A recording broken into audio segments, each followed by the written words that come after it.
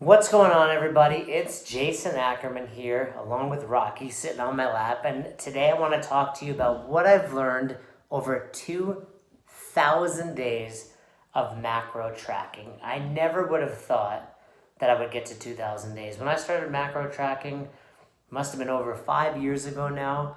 It was just, I was sick of being chubby. I was chubby, not gonna lie. I'm 5 foot, I'm 2.5 really, but well, first of all, I tell women I'm 5'5", but I'm really probably about 5'3" ish, and I was 170 pounds. That's fat, really. That's not even chubby, that's just fat. Because right now I'm about 140. So I'm 30 pounds lighter than I was when I started tracking macros. And let me give you a quick story before I give you those tips. I was getting ready for a jiu-jitsu competition in 2012, and the weight class was 129.9. So I had to weigh 129.9 on the scale on Friday to compete on Saturday, at which point I could have put on weight. It didn't matter so long as you hit that weight on Friday. I get a letter in the mail in January from the organization. It was called NAGA. And I looked at the weight classes and I looked at the division that I wanted to compete in, and it was 129. And I'd get on the scale the next morning, 170. And I was like, fuck, I'm fat. But I got to lose 40 pounds by May. The tournament was in May. I damn near killed myself. I starved myself for over 3 months. The night before, I cut 15 pounds of water weight.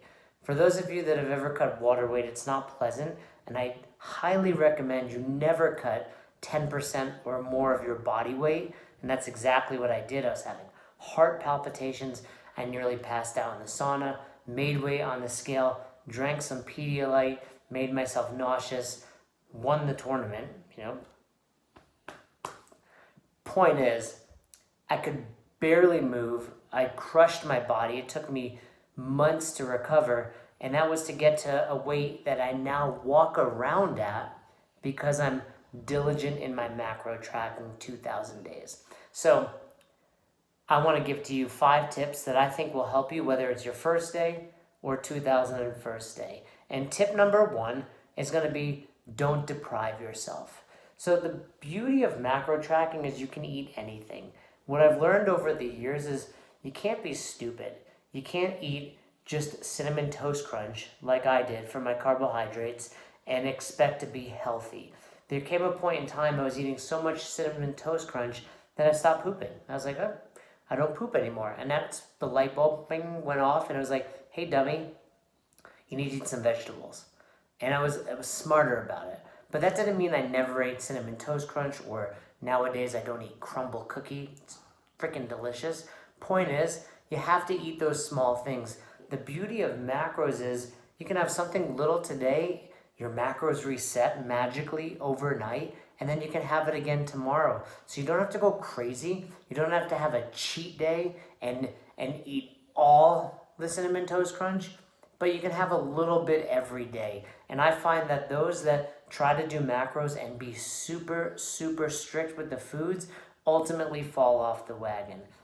This has to be sustainable. This has to be something you can do for the long term. And if I tell you right now, hey, you can never eat fill in the blank, your favorite, mom's lasagna, brownies, Ben and Jerry's, whatever it is, licorice, I don't know, you're a child and you like candy, you'll stop the diet. You'll go off the bandwagon. I'm going to see you passed out in the street, sugar on your face, and I'm going to be like, what happened to Johnny? He used to have his life together. Now he's passed out over there because he went crazy eating cookies. So don't deprive yourself. Work it into your day. Don't overdo it. And remember, quality is still important. Tip number 2, be flexible. And here's what that means. You plan your day. You're feeling great. You get home and your wife made you something different for dinner, or she wants to go out. Don't lose your shit. It's not worth it. I remember when I first started tracking macros, I wouldn't eat what my mom made for dinner because I didn't know how to track it perfectly. And mom was upset. And you don't want to upset a Jewish mom, right? She made you lasagna, eat the damn lasagna. Track it as something. Here's what I've learned too. Like, it doesn't have to be perfect. And I'm going to talk about this later, but mom makes lasagna. Clearly her lasagna is not in MyFitnessPal. We don't expect it to be, but other options are. There's Italian restaurants that have their lasagna. Carrabba's, right? The Italian chain restaurant has lasagna in there. Plug that in. Even if it's not perfect. It's called flexible dieting, flexible eating. People forget that and they stop being flexible because they see these results and they're like, okay, well, I got to be so perfect that it's pissing everybody else in my life off. And I'll tell you what, if you have a six-pack but you're getting divorced, your diet's not working for you. Along with that, I'm going to give you tip number 3, and that's perfect is the enemy of good. Perfect is the enemy of good, right? You can't chase this perfection when it comes to your macros and then lose your mind when it's just like, I can't be perfect. What am I going to do? I don't know how to track this. Or, should I have 3 cashews or should I have 4 cashews? And, how many carbs are in this and that? You can't be crazy about it. Again, eating an extra cashew today is not going to make you fat. Eating a little bit more broccoli is not going to make you obese, right? It's just track and do your best. So we used to preach, this whole idea of triple zeros, meaning your carbs, your protein, and your fat. You have your numbers at the beginning of the day. Your goal is to get to 0. It's like this magical unicorn when you hit 3 zeros, carbs, protein, fat. It doesn't matter because at the end of the day, you have to realize every food you're putting in there isn't perfect anyway, right? You throw a little bit of Applegate turkey on your scale. Who's to say that's exactly 12 grams of protein? Who's to say there's exactly 1 gram of fat in there? Don't chase that perfection. And that goes for everything in life, really. Perfection is often the enemy of good. Do your best, track regularly, but don't stress being perfect. Tip number 4, ABT.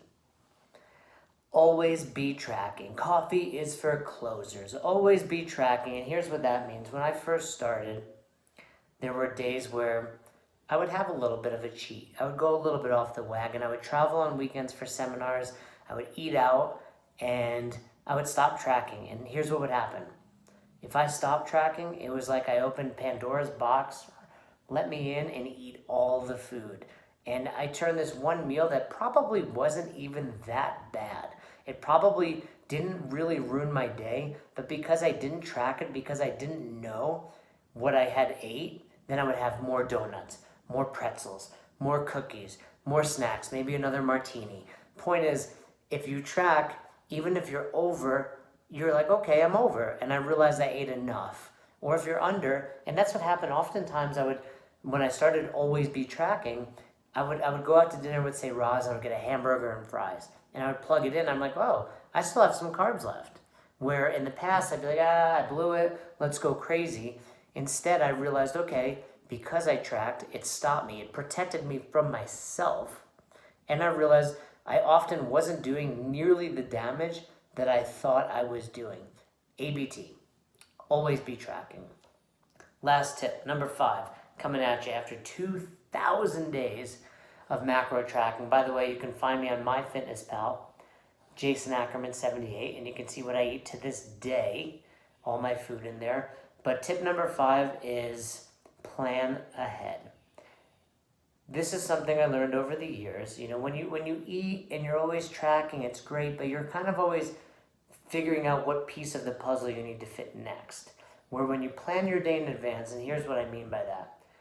It's Sunday night and you're getting ready for the new week. Plug in what you're going to eat on Monday on Sunday. Take a trip to the kitchen, open the pantry, look in the fridge. Chances are, like most people, you have the same breakfast and more often than not the same lunch every day. We have found most people 90% of the time eat the same foods all the time. Breakfast, eggs, bacon, toast, or maybe you have oatmeal, or maybe you have some fruit, but you have the same thing regularly, same for lunch, and then maybe have a conversation with your wife, your husband, your significant other, and say, hey, honey, what are we having for dinner tonight? Cool, let me plug that in. Now I can start to manipulate those numbers before I eat anything rather than after where you're scrambling, right? Tracking your macros is like Tetris, right? You got the square coming down, boom, fits here. Then you got that squiggly S one, fits here. Then you got that weird W looking one, fits here. But and then eventually just things are popping. You don't know where that line should go. You miss it, right? And that's what happens. It's like playing a puzzle, really. It's food Tetris. That's what macros are. But if you knew what was going to fall and when it was going to fall, you'd be better suited to have a perfect game. And that's what we're looking for. Again, we're not chasing perfection, but if you plan ahead, like they say, fail to plan, plan to fail. That's true when it comes to macros. Those are just 5 tips. I've learned many more over the years. I'm happy to work with you. If you're interested, you can comment below. If you have questions, whatever you need. I love tracking macros because of that story earlier. I've struggled with weight loss my entire life, and macros is the first time in my late 30s that I feel confident with how I look. I feel confident with how I feel. I feel confident with how I perform in the gym. It's really just a great method to have balance in your life, to be able to eat foods you love, to be able to have the body you desire without stressing yourself out. So again, if you have questions, comments, drop them below. And I hope that helps. Here's to another 2,000 days of tracking.